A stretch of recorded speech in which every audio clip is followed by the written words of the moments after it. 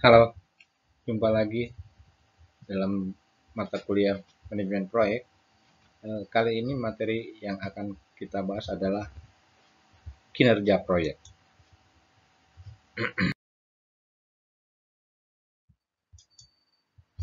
Baik, sebagai pendahuluan, kinerja proyek ini merupakan bagaimana cara kerja proyek tersebut dengan membandingkan hasil kerja nyata dengan perkiraan cara kerja pada kontrak kerja yang disepakati oleh pihak owner dan kontraktor pelaksana.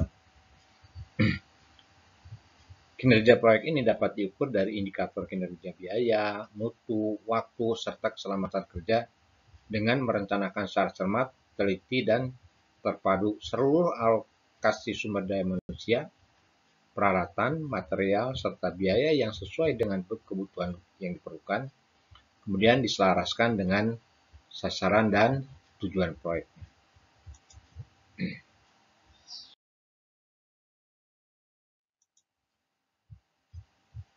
Adapun tolak ukur kinerja proyek ini bisa digambarkan dengan gambar seperti ini ya. Ini ada biaya, kemudian juga ada mutu, selanjutnya ada waktu, dan di tengah ini adalah keselamatan kerja atau safety-nya.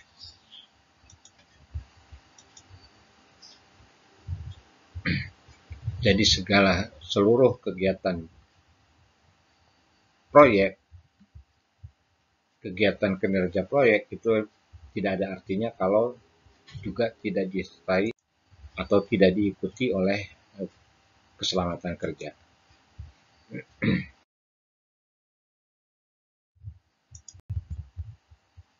Agar hasilnya optimal, standar kinerja proyek selama proses berlangsung harus ditetapkan sedetail dan seakurat mungkin untuk meminimalkan penyimpangan. Biaya, mutu, waktu, dan keselamatan kerja merupakan tolok ukur kinerja proyek dalam mencapai sasaran dan tujuan proyek. Nah, optimasi pencapaian paling penting adalah keselamatan kerja. Karena apabila faktor ini diabaikan, akan memengaruhi kinerja biaya, mutu, dan waktu yang lebih jauh dapat mengakibatkan kerugian materi dan jiwa.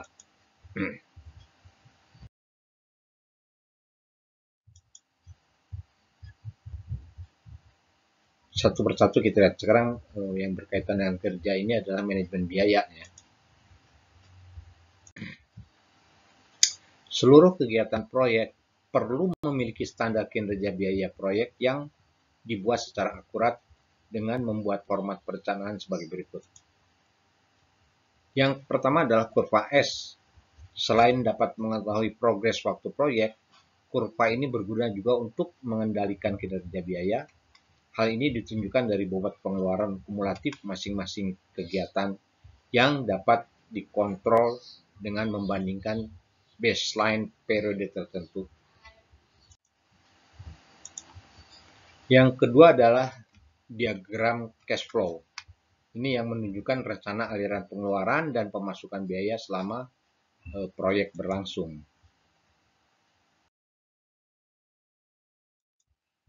Yang ketiga adalah kurva earn value yang menyatakan nilai uang yang telah dikeluarkan pada baseline tertentu sesuai dengan kemajuan aktual proyek. Kemudian yang keempat adalah balance sheet ya, yang menyatakan besarnya aktiva dan pasifa keuangan perusahaan selama periode 1 tahun dengan keseluruhan proyek yang telah dikerjakan beserta aset-aset yang dimiliki perusahaan.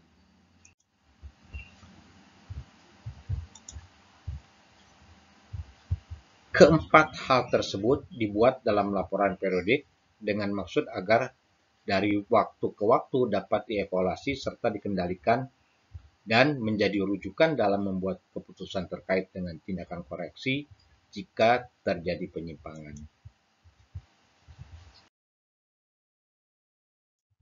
Oke, sebelum kita melanjutkan ke materi berikutnya, mungkin kita lihat dulu, mungkin kalian perlu tahu juga apa sih tahu ada kurva S. Mungkin kalau di dalam ilmu ekonomi kurva S ada kurva supply ya. Tapi di dalam manajemen proyek, kurva S adalah salah satu metode perhitungan yang populer digunakan di dalam dunia konstruksi yang merupakan sebuah grafik matematis yang menggambarkan data kumulatif sebuah proyek seperti biaya atau durasi waktu kerja yang telah digunakan ataupun persentase waktu kerja diselesaikan. Dalam manajemen proyek, kurva ini berfungsi melacak perkembangan atau kemajuan proyek. Dalam penggunaannya secara umum, kurva ini mengukur kemajuan pengerjaan proyek, mengevaluasi kinerja, hingga sebagai bahan pertimbangan untuk membuat perkiraan arus kas. Kurva ini mampu menampilkan data kumulatif real-time dari berbagai elemen proyek dan membandingkan dengan data yang diproyeksikan. Nah, kenapa disebutnya kurva? Sebetulnya memang kalau dilihat kurva ini mirip bentuk huruf S seperti ini ya kurvanya. Inilah yang dimaksud dengan kurva S.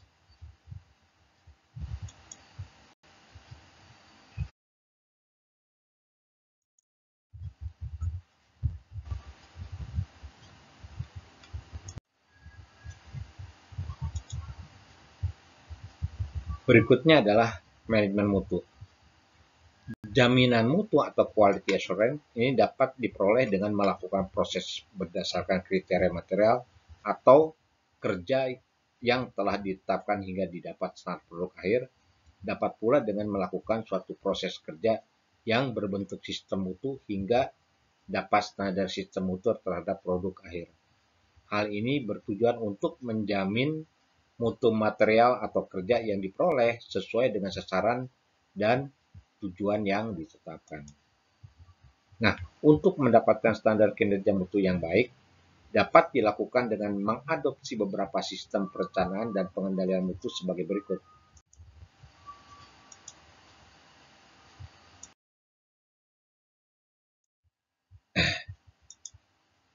Yang pertama adalah menetapkan sistem manajemen mutu ISO 9000 dengan prinsip-prinsip dasar membuat dan menulis perencanaan, melaksanakan dan mengendalikan sesuai rencana, serta mencatat apa yang telah dilakukan.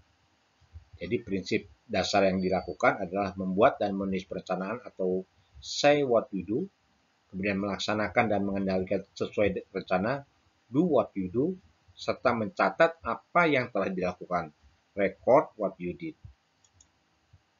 Nah, pada sistem manajemen mutu ISO 9000, ini juga dibuat beberapa dokumen sistem mutu seperti diuraikan di bawah ini. Yang pertama adalah manual mutu. Ini berisi kebijakan yang berkaitan dengan komitmen penerapan pencapaian dan pemenuhan persyaratan dari standar mutu ISO 9000. Pembahasan berikutnya mungkin kita bahas dulu apa sih yang dimaksud dengan ISO 9000. Nah, ISO 9000 ini merupakan kumpulan standar SMM yang dirumuskan oleh TC 176 ISO atau ISO TC International Organization for Standardization Technical Committee pada tahun 1987 yang lalu, bahwa ISO TC inilah yang bertanggung jawab terkait standar sistem manajemen mutu bagi perusahaan atau organisasi. Setiap 5 tahun, SMM tersebut akan ditinjau ulang untuk menjamin bahwa standar-standar ISO 9000 tetap relevan dengan situasi dalam periode tersebut. Adapun standar yang diatur dalam ISO 9000 adalah sebagai berikut. Yang pertama, adanya satu set prosedur yang mencakup seluruh proses penting dalam bisnis yang dilakukan, adanya aktivitas pengawasan dalam proses pembuatan yang bertujuan untuk memastikan sistem tersebut menghasilkan produk-produk berkualitas, data dan arsip penting tersimpan dengan baik, adanya kegiatan pemeriksaan barang yang sudah diproduksi guna mencari unit-unit yang rusak. Apabila dibutuhkan, maka perlu dilakukan tindakan perbaikan.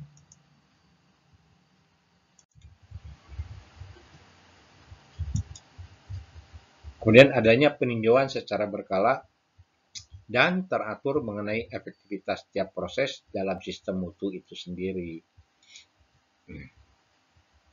Jadi ISO ini adalah International Organization for Standardization. Ini adalah logonya ISO. Kebetulan ini ISO 9000 tahun 2000 ya.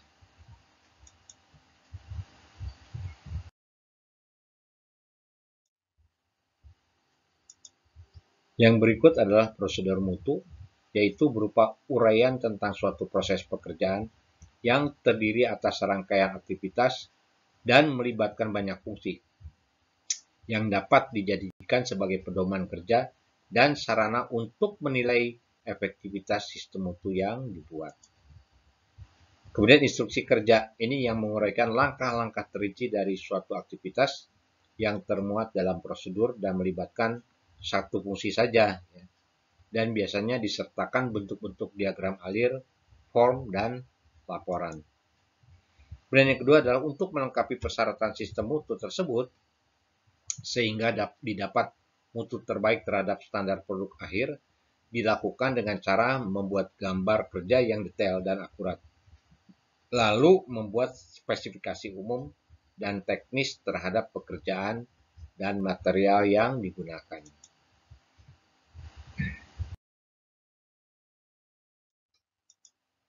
Nah, yang ketiga, untuk pengendalian selama pelaksanaan proyek, jadwal pengiriman material harus tepat waktu.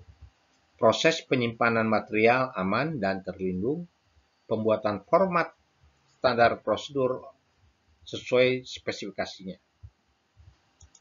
Yang keempat, membuat prosedur dan instruksi kerja dari total quality control, yaitu dengan melakukan kegiatan perencanaan, pelaksanaan, pemeriksaan, tindakan koreksi. Nah, data dan informasi yang dijadikan rujukan dalam pengambilan keputusan pengendalian mutu adalah sebagai berikut. Yang pertama adalah format pemeriksaan, yaitu memuat data serta hasil penilaiannya, format lembaran evaluasi dan tindakan koreksi penyimpangan, diagram histogram, kurva dan diagram pengendalian dengan baseline mutu yang telah ditetapkan, seperti kurva garis linear, pie chart, dan lain sebagainya.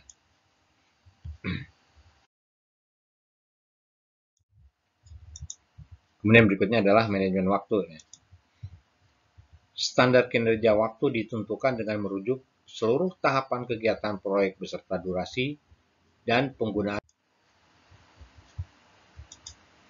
Dari semua informasi dan data yang telah diperoleh, dilakukan penjadwalan sehingga akan ada output berupa format-format laporan lengkap mengenai indikator progres waktu sebagai berikut. Yang pertama adalah bar chart. Ini berupa diagram batang yang secara sederhana dapat menunjukkan informasi rencana jadwal proyek beserta durasinya. Lalu dibandingkan dengan progres aktual sehingga diketahui apakah proyek terlambat atau tidak.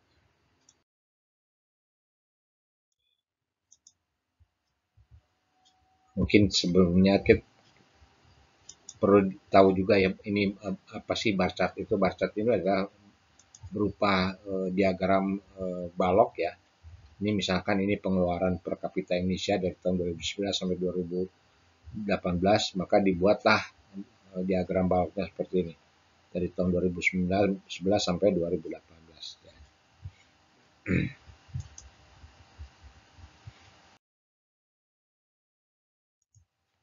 Kemudian yang kedua adalah network planning.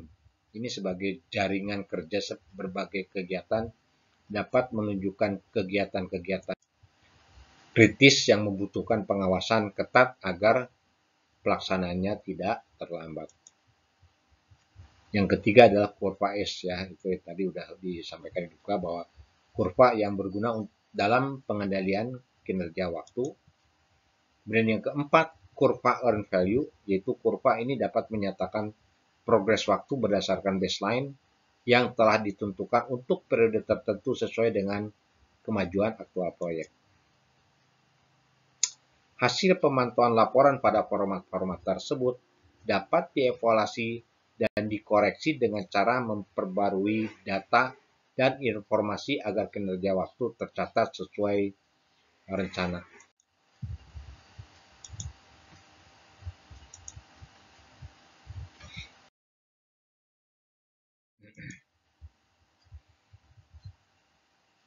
mungkin kalian juga perlu tahu seperti apa sih yang namanya kurva earn value ini.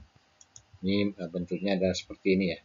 Ini yang menunjukkan time-nya, sementara ini adalah jumlah rupiahnya atau dolarnya. Ini garis biru ini menunjukkan rencana, sedangkan yang hijau ini adalah earn value-nya. Sedangkan yang merah ini aktualnya, sehingga terjadilah cost varian atau perbedaan biaya. Berarti di sini ada project overrun, ini adalah budget of completion ya, yang sudah dikomplekan.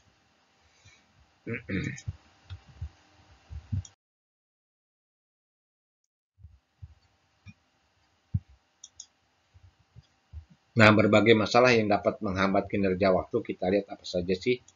Yang pertama adalah alokasi penempatan sumber daya tidak efektif dan efisien karena penyebarannya fluktuatif dan ketersediaan sumber daya yang tidak mencukupi.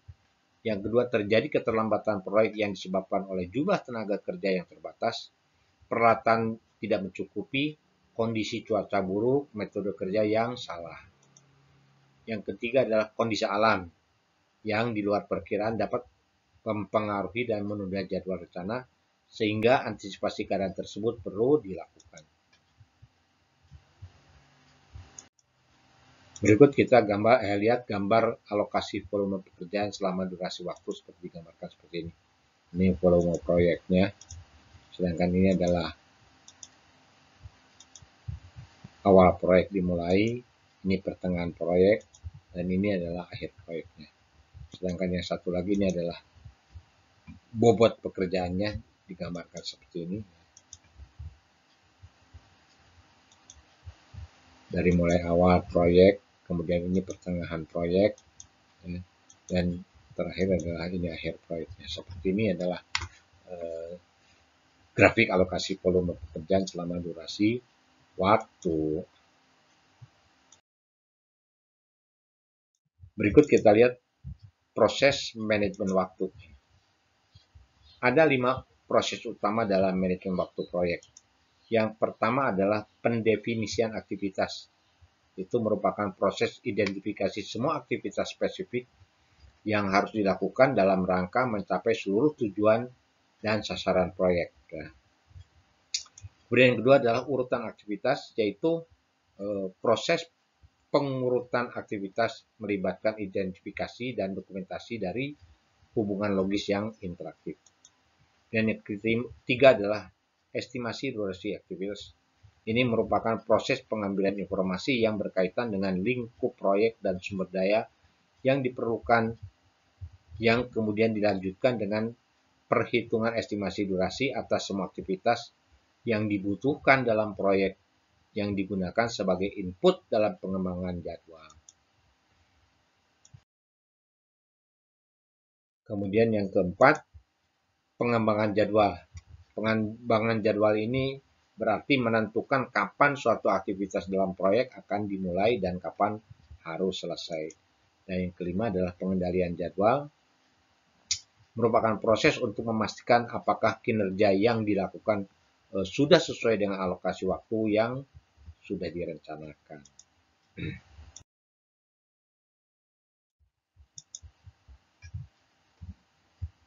Adapun kerangka waktu dalam proyek konstruksi adalah durasi waktu pekerjaan dan dibedakan menjadi 3 aspek. Yang pertama adalah durasi waktu pelaksanaan pekerjaan, time for completion. Kemudian yang kedua durasi waktu masa pemeliharaan, defect liability completion. Kemudian durasi waktu spesifik. Aspek-aspek manajemen waktu yaitu menentukan penjadwalan proyek, monitoring, membandingkan jadwal dengan kemajuan proyek, merencanakan dan menetapkan tindakan pembetulan, memperbarui penjadwalan proyek. Yang berikut adalah manajemen keselamatan dan kesehatan kerja atau K3. K3 merupakan faktor yang paling penting dalam pencapaian sasaran tujuan proyek. hasil yang maksimal dalam kinerja biaya, mutu, dan waktu ini tidak ada artinya jika tingkat keselamatan kerja terabaikan. Nah, sistem manajemen keselamatan kesehatan kerja atau K3 adalah suatu struktur komposisi yang kompleks dengan personel, sumber daya, program, beserta kebijakan dan prosedurnya terintegrasi dalam organisasi atau perusahaan. Integrasi diperlukan untuk memastikan bahwa tugas menjalankan program K3 dapat dicapai sesuai sasaran dan tujuan yang ditetapkan.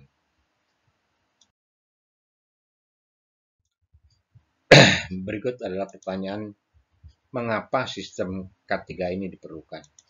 Yang pertama adalah sebagai tanggung jawab moral perusahaan. Dan yang kedua, antisipasi perusahaan untuk pemenuhan aspek legal hukum. Yang ketiga, penerapan fungsi manajemen hasil program dengan tingkat kecelakaan paling minimal atau tidak ada sama sekali, zero accident. Dan yang keempat adalah menghemat biaya tak terduga, meningkatkan moral dan produktivitas pekerja, serta mengurangi risiko. Kemudian kita lihat bagaimana manajemen perusahaan di dalam menyukseskan program K3 ini. Yang pertama adalah sosialisasi dan pemberlakuan manajemen perusahaan, pemberian penghargaan bagi karyawan, penjadwalan membahas teknik memperkecil kecelakaan kerja, penyediaan lokasi peralatan kerja yang aman, pemberlakuan program K3, penyediaan biaya program K3.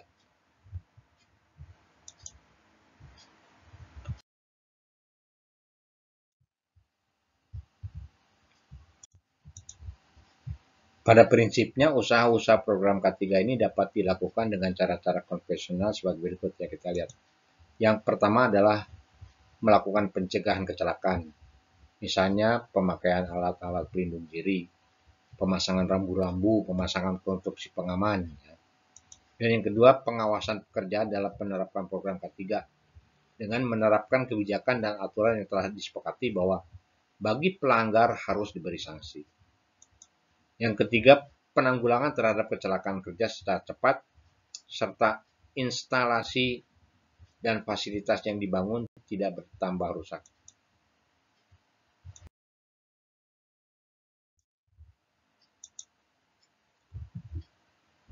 Nah, dalam perkembangan selanjutnya, sistem manajemen K3 ini diperkenalkan dengan sebutan OHSAS 18001 Occupational Health Safety Assessment Series ya, yang terintegrasi dengan ISO 9000 untuk sistem manajemen mutu dengan ruang lingkup sebagai berikut.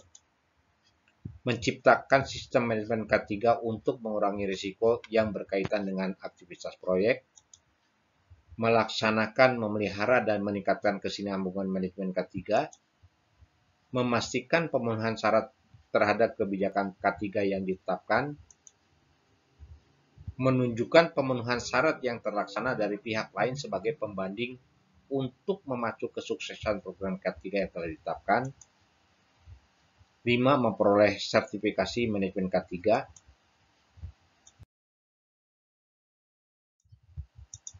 yang keenam, menentukan sendiri pemenuhan syarat yang telah dicapai atas spesifikasi yang telah ditetapkan dalam OHSAS 18001.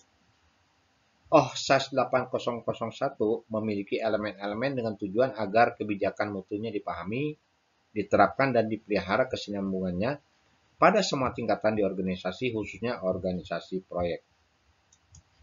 Dan yang kedelapan, elemen-elemen kunci pada OHSAS 18001 memiliki sub-sub elemen yang terdiri atas persyaratan umum, kebijakan K3, perencanaan, operasional, dan implementasi, pemeriksaan dan tindakan koreksi, serta tinjauan manajemen.